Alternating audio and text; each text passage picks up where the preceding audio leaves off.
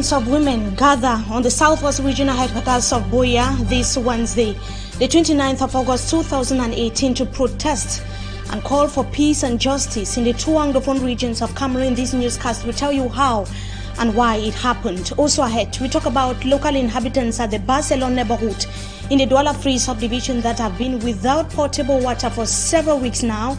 We take a look at the day-to-day ordeals of the local inhabitants in this edition of the Primetime Newscast on Equinoxe television. In just few seconds to come, we will take you to the Elevo neighborhood in the nation's capital, Yaoundé, to bring to you updates of the story of a beheaded 8-year-old girl.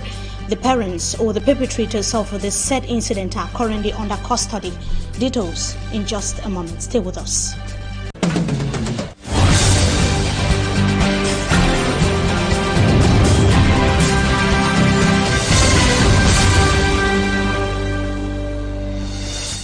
Good evening to you, ladies and gentlemen. We thank you so much for joining us in this edition of the 6 p.m.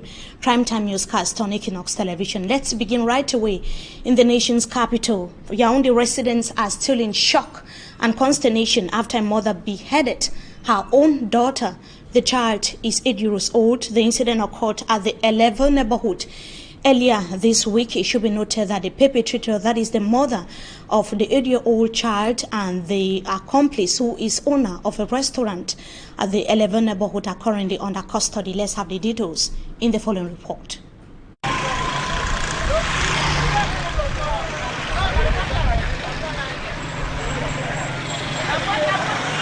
Wednesday, August 29th, 2018, the atmosphere at the Elevo neighborhood in Yaoundé 5 subdivision is calm and serene, but curious onlookers are still surrounding a famous restaurant specialized in the sale of human body parts. The door of the business premises called Jesus Restaurant has been sealed after the proprietor, a Nigerian national, beheaded an 8-year-old girl and dumped the head in the dustbin. The mother of the victim, Go Baya Jan, initiated the deal with the Nigerian restaurant owner to sell her daughter in exchange of money to travel abroad. Customers of the businessman are still lamenting. All of us here, the customer here, we were eating. Many people were eating. Here in this quarter is almost a big restaurant. It's routine Jesus Restaurant up. As a Muslim, we was eating also. We are not thinking of anything. After we had other things that it is a bit of human being and others. Now the meat has made long. Since yesterday the meat is here, people are here. Now the meat has made long here. All the night the meat is here. Even the dog has not touched. That is why we are suspecting the meat. That is why we are looking as a true. We as a customer. But it's paining us because we was eating. It's spending on, we was the customer. That is why everybody, as you see the Okada people, everybody, we are parking here and eating here, everybody. On the scene of the awful discovery, locals are wondering how the restaurant owner had been succeeding with his plans for such a long time unnoticed. I cannot tell I cannot be able to say the history of the woman or the history of what happened here, because we was just coming to eat and go. We were not what happened yesterday, we are not around when everything is happening, because there was too much of people here. There was too much of people. There's no way you can enter and see something that is happening. And even the woman, we cannot be able to look at the first. They are still to understand why a mother can commit such an atrocity on her own daughter. Both restaurant owner and mother of the beheaded 8-year-old girl, who have reportedly been committing similar crimes in the past, are currently under custody. Investigations are underway. And in the Southwest Regional Headquarters of Boya, scores of women holding peace plans staged a protest to call for an end to hostilities in the two Anglophone regions of Cameroon. They said that they are tired of killings and violence and that peace and justice are what they want. Details with Derek Jato.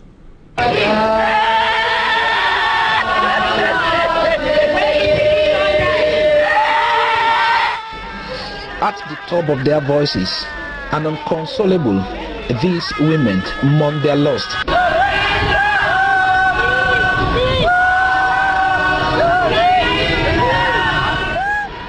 Lives taken by the Anglophone crisis. Bare feet and on the #1 square of Buea, the southwest regional capital, these women are sending their messages in tears to the power that be, calling on President Paul Biya to calm down and solve this Anglophone crisis. We, members of the North, declare to the President of the Republic of Cameroon, the National Parliament, the Cabinet of Ministers, international organizations, foreign diplomatic representatives accredited to Cameroon, members of non-governmental and public organizations, leaders of political parties, churches, business circles, and mass media. I hope that aforementioned manifesto should be given due consideration.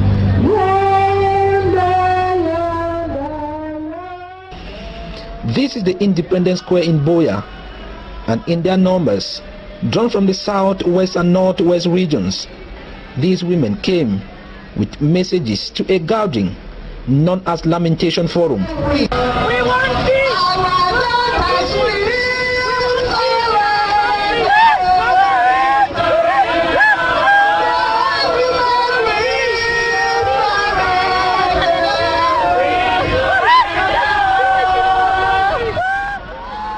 Their daughters have been raped, their sons and husbands, be it the military or civilians, killed, and their children are not going to school. Insecurity is taking the center stage now, reason why many are still in the bushes.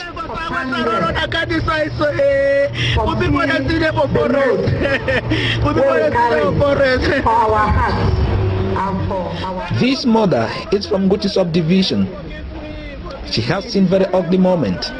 Yeah, so we come out from early morning with the height. As we one time we see them, the pastor they are motor will take cover. So we see the motor now, it can we bed, it carry we go to us. So we just take only for bush. We have been in the bush, and any attempt to go home. Begin to the big small, they want go town where they go look, try to feel research on for house. They will want go the people then they still there. As we come between our season for fruit like bush mango, plums, would it try, would it survive? Thank God that plums and bush mangoes were ready, and that is what I and my family lived on. Before coming here, she says, though she ran for safety, now living in Buea, but over here life is not easy either for her and her children. You know, people work like to build their own houses. We do certain things. You know, say they attended this place, you send your hand, you take down, you say, I'm not going to. Because the way place, then another way you can stay long. If you are a person, you see, and I want to. These women now hope that their tears will not go in vain, for they want peace on their land once again.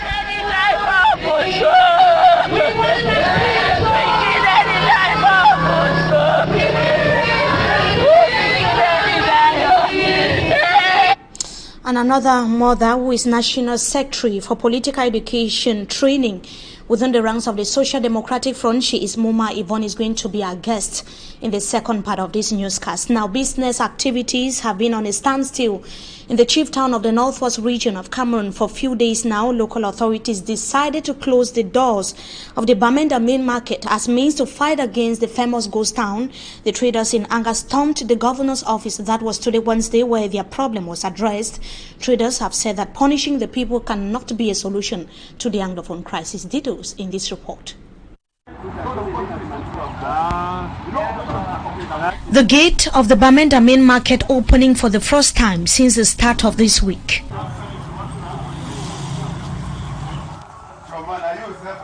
Traders can now go about their day-to-day activities after they were denied access into their business premises for days.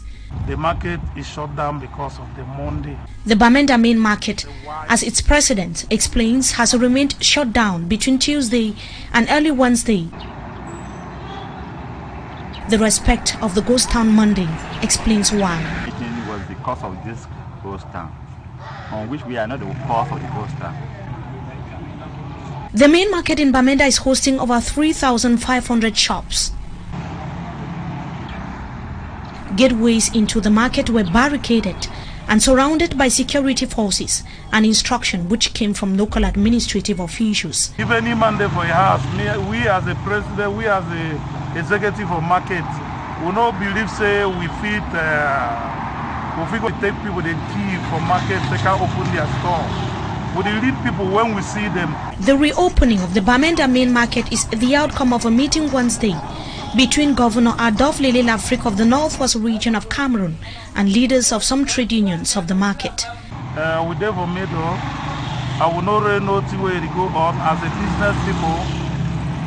If they say close, we need for close because no one may straight bullets. They too don't say the market will close too because we close. So we plead for you don't hear. The union leaders made it categorically clear to the governor that they were not initiators of the ghost town and that staying indoors was a way of protecting their lives and properties. They called on local administrative authorities to seek solutions to the current Anglophone crisis and not blame traders that are simply respecting a decision initiated by the Anglophone activists.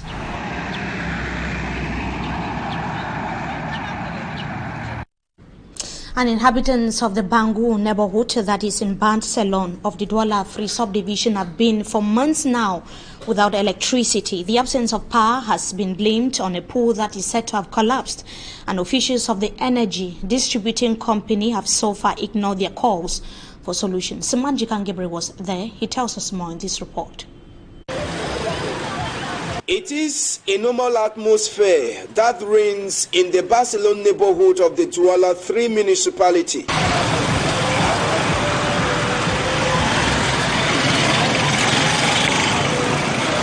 At Bangu quarters, they have been for more than 2 months without power supply due to the collapse of an electricity pole supplying energy to this area.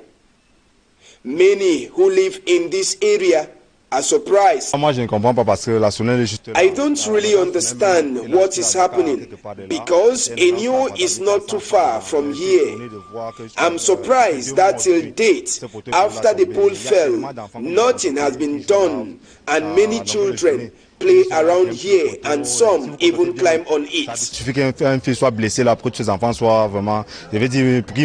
According to another inhabitant of Bangu quarters, the energy supply company is waiting for someone to die before intervening. The pole has been down like this for 3 months, but since no person died, maybe that is why Enyo hasn't bothered to repair it. The last time in New Bell, it killed 3 persons. We are fed up. With the start of the new school year, many of the pupils are also worried and call for an immediate action. I think Enyo has to repair this pole very fast because soon school will resume and we are not going to have light for us to study. I don't know if they want that it should kill a child before it is being repaired. The pole inhabitants say have been down for several months, and many are now asking the question if Cameroon will actually emerge by 2035 when quick actions are not accorded to little problems in the country.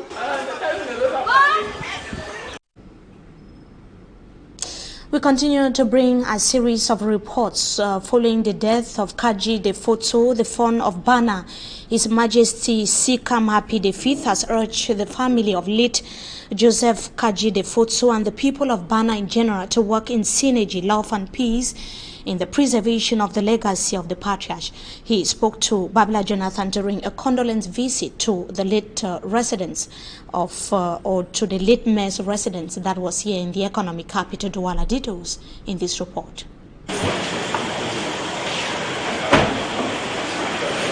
He has come to mourn with the Kaji family and the entire Bana people the death of a patriarch, Joseph Kaji de Foso, His Majesty Sikam Api V, traditional leader of the Bana Fundam in the West region of Cameroon, is also in the Douala residence of the deceased with a message of comfort. J'ai jugé opportun de venir avec la famille faire le deuil, nous consoler mutuellement pour qu'ensemble nous venions témoigner de notre profonde tristesse. We came to express our sadness. It's a blow to the people of Bana. It's our captain, our Bauba, that has left us. You can imagine the pains. So I had to come and mourn with his children, his wife, and the entire people of Bana in the Wuri division. De son épouse et à l'endroit de tous les Bana du Wuri. The late mayor of Bana and business tycoon is described by his people as the flag bearer of the village and the tree that provided shelter to all. Il représentait beaucoup. C'est à travers lui qu'on connaissait que Bana existe. He made Bana popular. I remember some years ago I was traveling to Yaoundé and I was intercepted by police officers, and it was difficult for me to present myself, so I had to say I am the chief of Kaji, for the police officers to exclaim, the chief of Bana. So he was the image of Bana. Il incarnait Bana. Bana, c'était lui.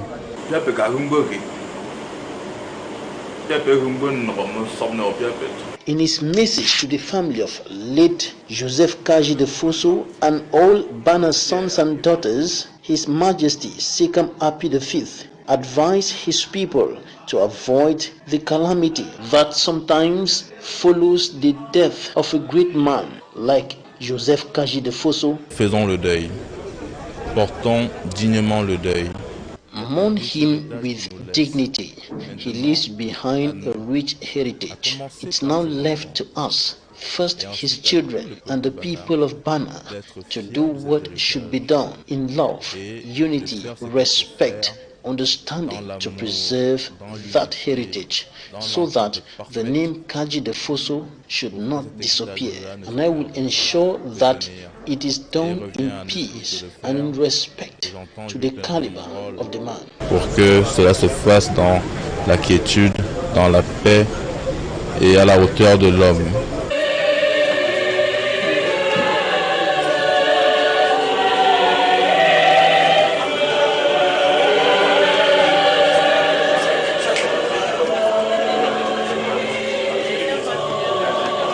Joseph Kaji de Fosso is no more, but his people and the nation will live to remember him through his works, through his legacy.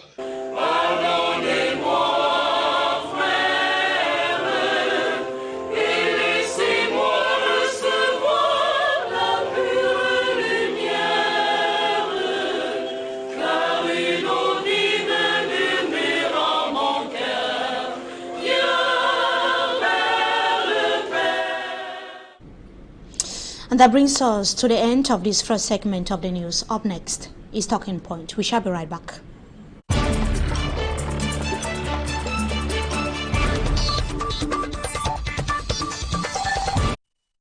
Tonight we are being joined by a member of the Southwest Northwest Women's Task Force. She is equally the National Secretary for Political Education and Training of the Social Democratic Front, Madam Muma Yvonne. Good evening to you. Thank you so much for joining us tonight. Good evening, Mimi. The pleasure is mine to be here. Thank you so much once again for coming. Before we talk about the spectacular, that is how it's been described, action of women of the Southwest Northwest Women's Task Force in Boya today. You are from Yaoundé. You couldn't take part in the manifestation in Boya today because of this program, and we thank you so much once again for coming.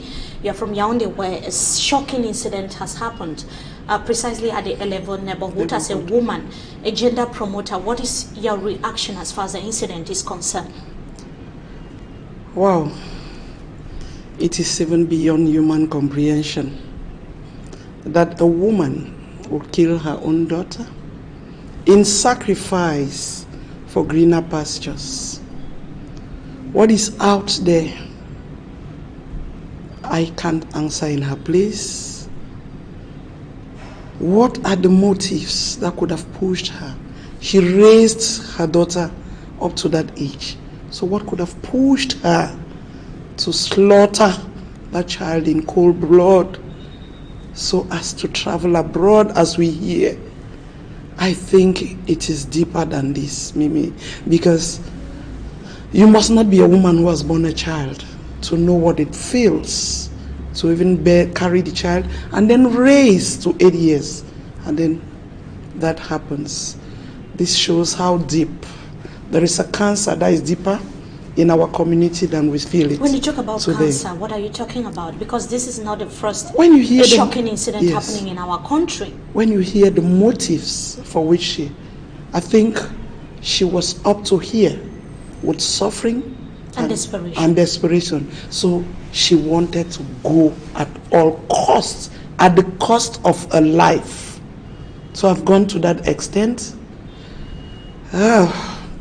Only those around her, the psychologist who is going to listen to her, or even the medics, because it beats human imagination. Is that enough? Of what that happened. No matter the level of desperation. That is it. Is that enough to? Why not even abandon this child? She's 8 years old. Maybe a social center. Even though the social welfare in our country is not the best, but nothing justifies killing. If you have to give an advice, ladies, to our women out there, my dear sisters, there is no suffering. They say after every dark cloud, there is a silver lining. No matter for how long darkness stays, the sun will always rise. You don't have to push yourself to this extent of exterminating life because you want to travel. Travel to where? With blood on your conscience. How can you even travel and live in peace? She's already a prisoner of her conscience before whatever the law will do to her. Please, please, please. I even hear a child was abandoned this morning in Boya. A child was abandoned in front of somebody's house. This one is about 6 months old. You could not kill that child when you were pregnant. You had her. You've raised her to 8 years. Only God can answer. Madam Umuma Yvonne, the National Secretary for Political Education and Training of the Social Democratic Front and member of the Southwest Northwest Women's Task Force that manifested in Boya today, a crowd pulling the event, as I can put it. What actually prompted this outing of women in Boya, the Southwest and the Northwest regions in general? Mimi, as you will agree with me, all mediums of peace building have been exploited and nothing is happening. I want to first hail the conveners and those who initiated this, because women who think the same had to come together, sit around a table and said, in all the missions, negotiation missions, it's been men, and nothing has happened. We have female leaders we think could have led a move like this. I'm talking about our female parliamentarians, mayors, and why not those in the administration? Unfortunately, they were not. They have not been part of it, and they've not initiated anything like this. So, before being the politician I am of the civil society. So this idea was initiated to say, women across board. I think this is just the igniting factor. What we just saw happened in Boya. And I'm sure so many ladies out there in Boya did not come out.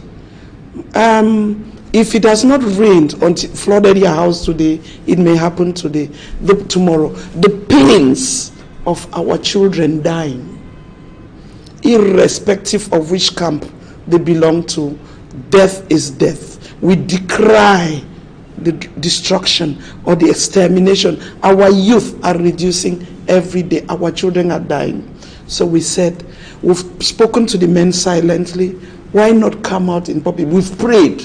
We've fasted. We've done everything. Why not come out in public? It was supposed to happen simultaneously in the southwest and northwest regions, and from there it's going to take the entire nation. How much can this initiative go as far as achieving the peace is concerned? I think the woman's voice is a subtle voice that should always be listened to.